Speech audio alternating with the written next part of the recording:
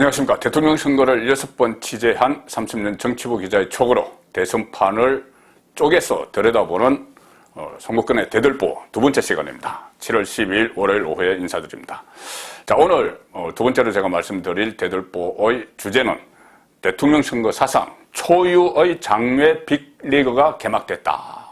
장외에서 제도권, 물론 제도권 큰 틀에 보면 정치 제도권 안에 있지만은 기존의 틀에서 벗어나서 장외, 정당 안이 아니고 장외에서 별도의 빅리그가 사실상 개막이 됐습니다.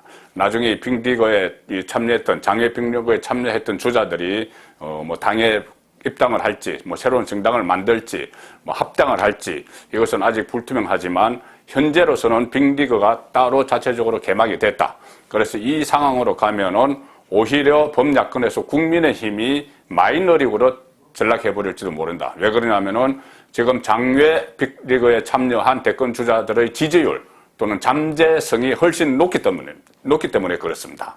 자, 그렇게 되면은 지금 장외의 빅리그가 오히려 메이저리그가 되고 국민의힘 경선이 마이너리그가 되어버리는 그런 상황도 배제할 수 없는 그렇게 이번 대선전이 출발을 했습니다. 오늘 이 대선 예비후보 등록을 받았죠. 오늘부터 받았는데, 자, 그래서 대선이 240일 남았는데, 240일 남아서 오늘 대선이 스타트를 했는데, 장외 빅리그가, 형성이 돼서 따로 가는 이런 상황이 전개가 되고 있습니다. 상당히 흥미로운 일이고, 관전 포인트가 됩니다. 앞으로 이 상황이 어떻게 전개될지. 왜냐하면 지금까지 대선에서 없던 일이기 때문이죠. 없던 구도입니다. 이런 구도가 없었습니다. 자, 역대 대통령 선거를 보면은, 저도 쭉 취재를 해왔지만은, 하나의 패턴이 있습니다. 뭐냐 하면, 이 거대 진보정당, 보수정당, 이 양쪽 거대 진보정당과 보수정당이 각각 후보 경선을 통해서 후보를 냅니다. 그런데 선거 때마다 제3의 후보가 등장을 했습니다. 제3의 후보. 아직 성공한 적은 한 번도 없습니다. 그런데 항상 선거 때마다 제3의 후보가 등장을 했죠. 등장을 했는데 지금까지와는 좀 다른 것이 제3의 후보가 본인의 개인기, 인기를 바탕으로 해서 정당을 만들었습니다. 그 한 사람 위주의 정당을 만든 것이죠. 1인 정당이나 비슷한 정당을 만들어서 대선판에 뛰어들었는데 이 마지막에 다른 거대 정당 후보와 단일화를 하거나 해서 출마를 접거나 아니면은 출마를 해서 3위에 머무는 거대 정당 양쪽에 이어서 3위에 머무는 그런 현상들이 계속 나타났죠. 그것이 하나의 패턴이었습니다. 역대 대통령 선거 패턴이었죠. 자, 뭐 다 기억하실 겁니다. 대권의 양념처럼 제3의 대권 주자들이 등장을 했는데, 가령, 뭐 정주영, 이인재, 정몽준, 뭐 정몽준 나중에 노무현 후보와 단일화해서 불출마했죠. 그리고 문국현, 안철수, 자, 이런 사람들인데, 자, 다 정당을 만들었습니다. 정주영은 통일국민당, 이인재는 국민신당, 정몽준은 국민통합21, 문국현은 창조한국당, 안철수는 국민의당. 자, 이렇게 만들어서, 제3의 주자로 도전을 했지만 성공은 아무도 거두지 못했습니다. 이 거대 양당의 벽을 넘지 못했기 때문이죠. 자, 그런데 지금까지 패턴은 그랬는데, 이번 내년 대선을 앞두고는 특이한 이 구도가 지금 구축이 되고 있습니다. 제3지대에, 지금은 제3지대라고 같이 모여있는 것은 아니지만 어쨌든 민주당과 국민의힘, 이 양당, 거대 양당을 중심으로 보면은 이 양당이 포함되지 않은, 그렇지만 국민의힘 쪽에 이념이나 이 정체성이 가까운, 그래서 이 국민의힘과 같이 반문재인 진영을 형성할 수 있는 그 유력 주자, 또 잠재적 지지율이 올라갈 가능성이 높은 주자들이 따로 이렇게 모여 있습니다. 국민의힘 밖에 모여 있습니다. 국민의힘 울타리 밖에 모여 있죠.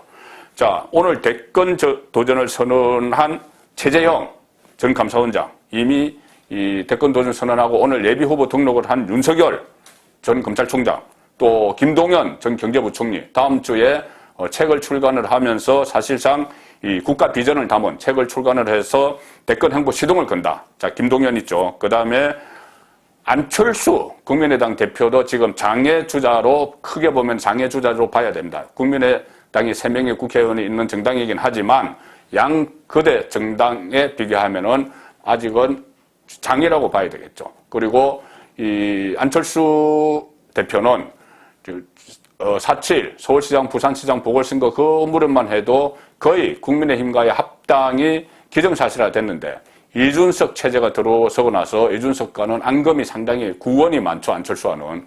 그 영향으로 인해서 지금 합당 논의는 한 발짝도 진전이 되지 못하고 있습니다. 그래서 오히려 안철수는 국민의힘과 합당하기보다는 지금 제3 세력들이 이 빅리거를 따로 만든다면은 뭐 최재형, 윤석열, 김동연 만든다면은 그쪽에 안철수도 같이 합류할 수가 있습니다. 얼마 전에 윤석열과 안철수가 만났죠.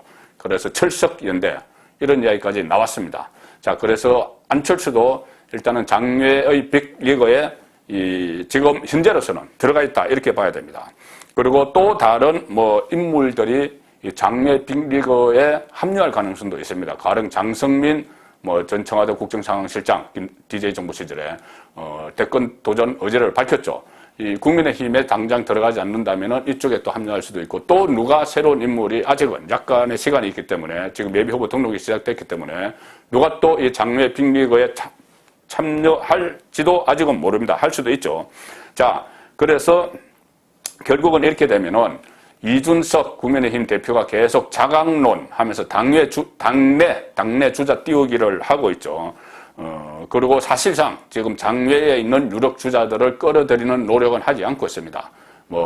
경선버스 정시 출발론 타령을 지금까지도 계속하고 있고, 영입에 나서기는커녕 지금 14명 다 지금 장외 주자까지 국민의힘에 다 들어온다고 하면 14명인데 그 중에서 계속 1차 컷오프, 2차 컷오프 이렇게 계속 추려서 나중에 한 4명 정도로 본경선을 하겠다 이렇게 이야기합니다. 그러면은 그 상황에서 윤석열, 최재형, 김동연, 안철수까지 전부 1차 경선부터 해서 컷오프 안 당하기 위해서 막 배틀 토른다고 막 이래야 되죠. 그러면은 결국은 이재명 상황에서 봤듯이 유력 주자에게 공격의 타깃이 집중되기 때문에 윤석열 같은 경우는 13대 1로 싸워야 되는, 최재형도 만약에 지지도가 오르면 그렇게 되죠. 안철수, 김동연 다 마찬가지이기 때문에 그쪽으로는 좀 위험 부담이 있기 때문에 꺼립니다. 그런데 그런 상황을 이준석이 만들고 있죠. 장애 주자들이 들어오지 못하는 상황을 이준석이 만들고 있습니다. 유도를 하고 있는지 의도와 상관없이 그렇게 됐는지 어쨌든 본인은 자강론, 당내 주자 우선 이렇게 하니 이런 상황이 형성이 되는 것이죠. 자, 지금 국민의힘 입장에서 보면은 내부 주자도 차고 넘치죠. 일단 사람 수로만 보면 그렇습니다. 원내 현역 국회의원 중에서 홍준표, 하태경, 김태호, 윤희숙, 원외 국회의원이 아닌 유성민, 원희룡, 황교안, 안상수, 장기표 차고 넘칩니다. 자, 우리도 주자 많다. 그래서 우리가 지금 어차피 국민 여론이 이번에는 정권 교체가 돼야 된다는 여론이 많기 때문에 굳이 밖에 있는 윤석열, 최재형, 김동연에게 또는 안철수에게 우리가 고개를 숙이지 않더라도 우리가 103명, 이제 홍준표가 복당해서 103명의 국회의원을 가지고 있는 우리 정당에서 충분히 후보를 내서 정권 창출할 수 있다. 자, 이런 생각을 이준석은 가지고 있는 것 같습니다. 이준석이 가지고 있는 것이 중요한 게 아니고 이준석의 뒤에서 멘토 역할을 하는 사람들이 있죠. 김종인, 지금 들리는 이야기로는 김종인, 유승민, 김무성 이런 사람들이 그런 생각을 할 수가 있습니다. 자, 이 상황에서 이 최재형 같은 경우에 오늘 사실상 정치 입문을 선언을 했는데 선제 입당을 할 것이다. 윤석열보다 먼저 입당을 할 것이다. 그럴 수도 있습니다. 그럴 수도 있지만 입당이라는 게 만만치가 않죠. 지금 윤석열도 지금 그런 여러 가지 상황을 감안을 해서 경선버스 먼저 출발한다, 안 기다린다, 그리고 1차, 2차 컷오프 다 거쳐야 된다 이러고 있는 상황이죠. 그래서 오늘 최재형 전 원장이 했던 말, 정치는 뜻을 같이 하는 분들이 힘을 모아서 공동의 목표를 이뤄가는 과정이다. 이렇게 이야기를 하니 뜻을 같이 하는 분들, 공동의 목표 이러니 그러면 정당에 들어가겠다는 말 아니냐. 자, 일단 그렇게도 해석이 가능하지만 아주 원론적인 이야기일 수도 있습니다. 혼자 정치한다고는 안 하죠. 그래서 뜻을 같이 하는 사람들이 굳이 국민의힘 안에만 있다. 이렇게는 또 생각할 수가 없는 것 같습니다. 그리고 오늘 최재형 전 원장 그런 이야기도 했습니다. 저를 윤석열의 대안이라고 하는 분들이 있는데 저 자체로 평가받고 싶다. 그리고 윤석열과 협력 관계는 좀 더 생각해보고 말씀드려야 할 것 같다. 이렇게 이야기했습니다. 이 말을 왜 나왔냐면은 윤석열 전 총장이 오늘 아침 동아일보 인터뷰에서 그 내용이 나왔죠. 최재형과 장외에서 단일화할 가능성을 시사를 했습니다. 같이 국민의힘에 들어간다면은 그것을 뭐 단일화라는 이야기를 하는 게 아니죠. 경선에 같이 참여하는 것이니까. 그런데 단일화라는 표현을 쓴 것은 장외에서 최재형과 단일화를 이야기한 겁니다. 최재형과 윤석열의 이야기죠. 최재형과의 단일화를 포함해서 정권 교체를 확실하게 하는 방안이라면 어떤 결단도 내리겠다 이렇게 이야기했습니다. 여기에 대해서 최재형이 그 문제는 좀 더 생각해 보겠다. 이것은 최재형 입장에서는 오늘 정치선언을 했는데 당연히 좀 더 숙고를 해보겠다는 이야기가 나오는 것이죠. 그래서 오늘 이야기가 나온 최재형의 말은 국민의힘 입당을 선제적으로 하겠다는 것도 아니고 뭐 윤석열을 배제하겠다는 것도 아닙니다. 원론적인 입장. 오늘은 그렇게밖에 이야기할 수 없는 그 상황에서 나온 말이죠. 자, 결국은 그래서 이런 상황에서 국민의힘 경선 버스가 먼저 떠나면 국민의힘 주자들은 물론 10명 차고 넘치지만은 지지율은 미약합니다. 그래서 아직은 현재까지는 그들만의 리그가 돼서 이 마이너리그로 돼버릴지도 모릅니다. 오히려 범야권 메이저리그는 장외에서 전개될지도 모르죠.